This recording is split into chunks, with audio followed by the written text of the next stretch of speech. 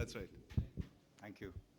Two quick questions. Kanak Trivedi wants to know which countries are having greater standing army in number than India.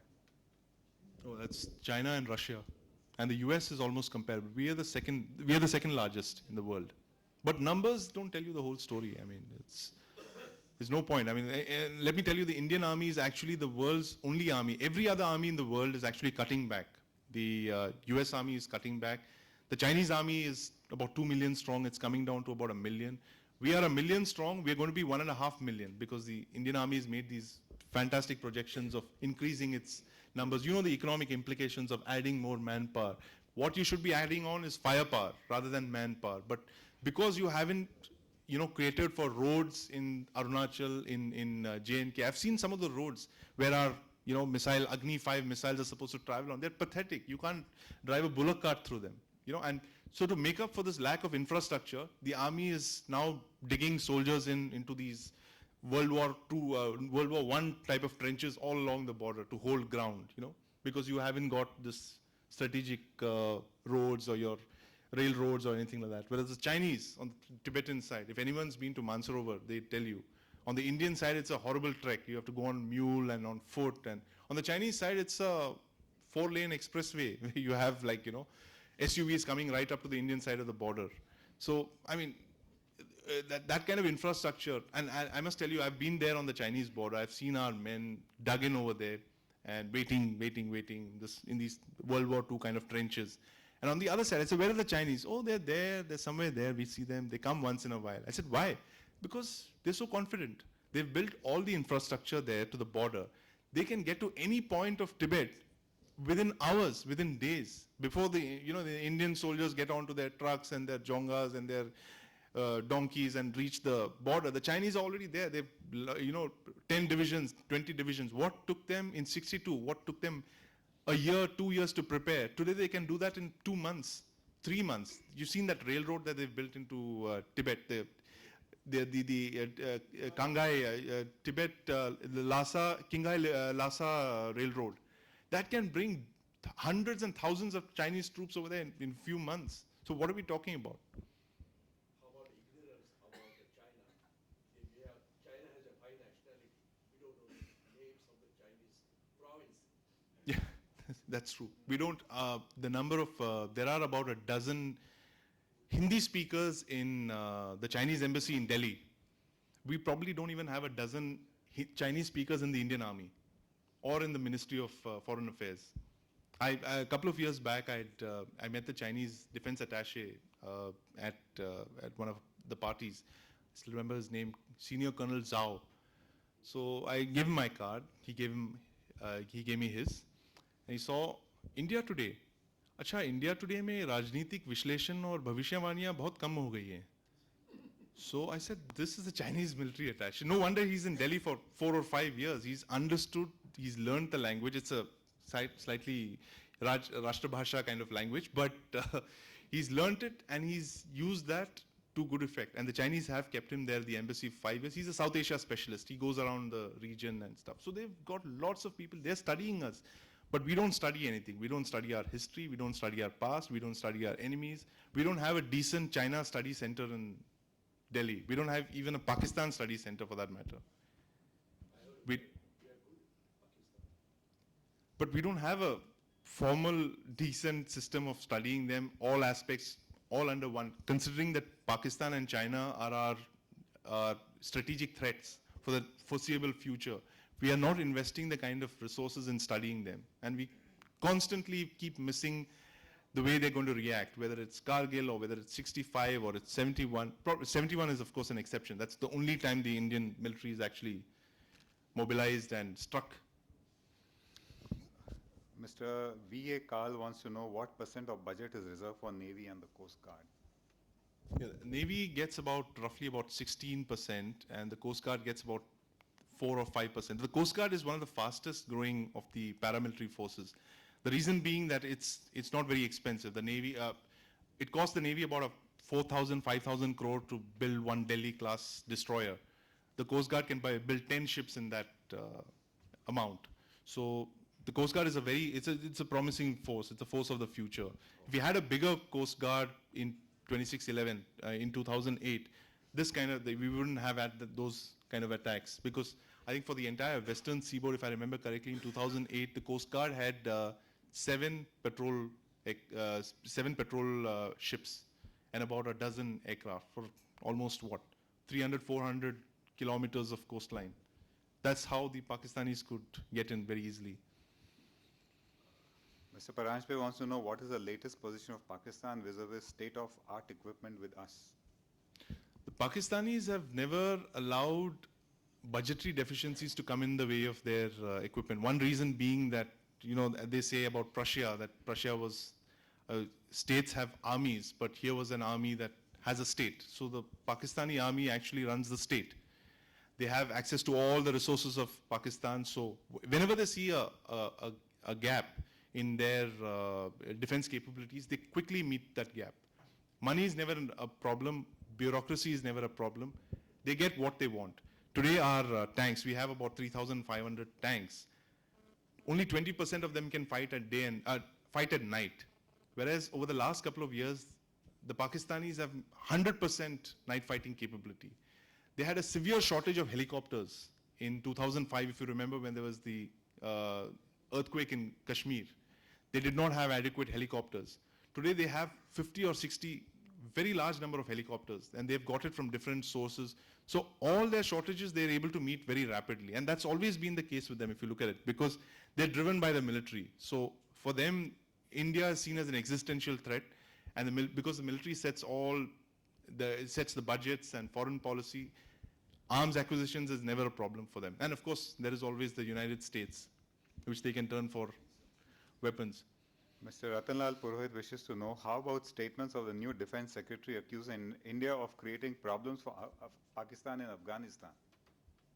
Now the US, Chuck Hagel.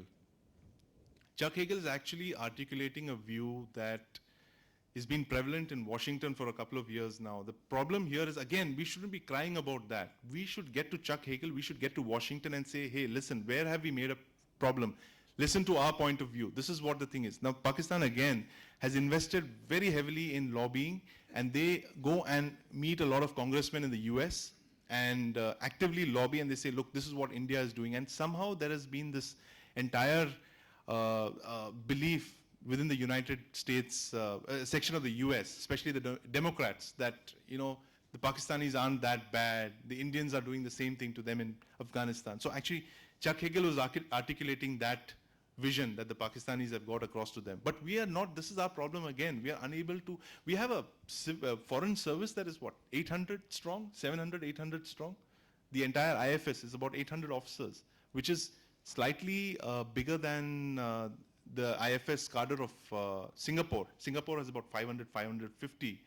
New Zealand has around the same number of diplomats that we have. A country the size of New Zealand has almost the same number of diplomats that we have. So, you have joint secretaries who are dealing with entire regions. You have critical areas like Southeast Asia and all that, which have four bureaucrats, 5 bureaucrats dealing with. I mean, we are not investing in resources. We talk of bloated government, but the government is actually bloated at the bottom. At the top where it really matters, it's just narrow. It's just 5 or 6 people who are doing everything. To take on what you were talking about Pakistan and the Yeah. US. 1998, I was in New York negotiating a joint venture, and I had a lady professor of law, New York Right. University, at the other side of the table. Our negotiation got over, and Pakistan came as a subject, and I got a little aggressive, and I probably gave whatever facts I had. She tells me, I am a professor of law with 30 years of experience teaching. I'm supposed to be learned, but I didn't know this is reality. Right. We had dinner. After 9/11 happened, I got a call from her to say, Akhilesh, I survived. I didn't know the Pakistanis would do this. So America has had a huge ignorance because Pakistan fostered it very brilliantly. We didn't. Yeah, over 50 years. I mean, there's a historic thing. A Pakistani diplomat came up to me once. He had trouble over the nuclear deal and says, beware of the Americans. Inki dosti bhi tauba, unki dushmani bhi tauba. So he said that we've seen them for 50 years. But the Pakistanis somehow have managed to get their hand on the United States. They know when to beg, they know when to cajole, they know when to plead, they know when to play helpless. We somehow haven't mastered it, maybe because we've opened up to the United States very recently. The Pakistanis are past masters at doing it. They've been at it for the last 40 or 50 years. bias with America, and both are cheating people, cheating each other. Yep. They are doing the sermon of the America, and America also give the sermon of the peace to the world, That's right. and they don't like India to give the sermon of the peace to them. Yeah, maybe that's one reason. Again, we are not articulating our security points of view in Washington where we should be.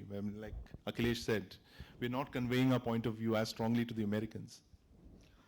Chetan Sathe has a point. When can India be in a position to sell more than buying from the developed nations? I think you covered it. Yeah, it's 10, 20 years, if ever.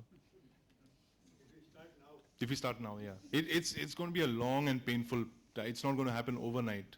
Unless you, the shortcut would be to just tell Mr. Tata, Mr. Ambani, Mr. Birla to go out and Mr. Adani to just go and buy foreign companies. You know, that would be the shortcut. And start selling to the rest of the world. I can't think of any other way we could do it. I think that is the essence of foreign direct investment. That's right. When you were talking of opaqueness, I was just reminded of a small book which was written by Mr. Ajay Agarwal, India, Yeah. Tibet and China. Same opaqueness which is mentioned in the 50s, and there was no media thing, like the Nehru hid things for 10 years. Right. Is it the same which is continuing? That's what you are mentioning? Why is the Henderson Brooks report not been declassified? It's been 50 years. The people who have written that report, their children are on their deathbed. I mean, it's been 50 years. I mean, surely you can declassify that. Just to make a correction, Yes. you blame Nehru about 1950, about the army. Yes. In 1940, in Congress say, we don't believe, we don't want to get involved in Ahimsa. Right. We are practical, and that's why we accepted your way of Ahimsa. Right. But for the defense, we accepted Himsa. So Gandhi is separated from Congress in 1940. Yeah. And Nehru say also, we need an army. It was Acharya Kripalani Yeah. who say, we don't need an army. My point is that America offered the seat to India in 1955, Security Council seat, Yes. which Nehru rejected, that another counterpart of In favor of the Chinese. Is there our mental attitude? We wait till the enemy sees us at the capital, and then we ready for the Zohar. And Yeah. another thing, our tremendous ignorance. When Alauddin Khilji came from Yeah. north to Delhi, crossed the Vindhya, Yeah. or British start from Bombay to Pune, Yeah. cross the Sahyadri, we don't do anything. Yeah. We waited till they come to the border. Absolutely. That there is a historic. I mean, there have been historic parallels Another that thing, we fought the battle on the elephant. the elephant is the defense ministry today. Actually, I must tell you. But there is merit in what you're saying because the Indian kings actually did not tackle the invaders at the gates. They waited for them to come right up to the fort. So the invader would cross hundreds of kilometers and then they would do this fantastic battle, get onto their elephants and fight at their doors. When they'd wait to the enemy to get to their doorstep and then fight him. So there is merit in this. Sir.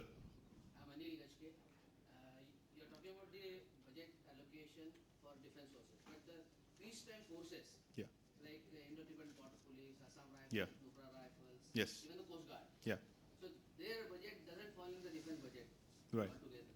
No, the So Coast they Guard take- is. Yeah. Some of them take fall in the Home Ministry. Yes. Yes. So why can't they get better budget for building the infrastructure and equipments and all? Because Right. they are the peacetime forces. Absolutely. Yeah, and particularly in threats like 2611, where it's a very different kind of a threat. It's a hybrid kind of threat. It comes from across your border. It's launched by Pakistan. So it will be seen as a conventional strike.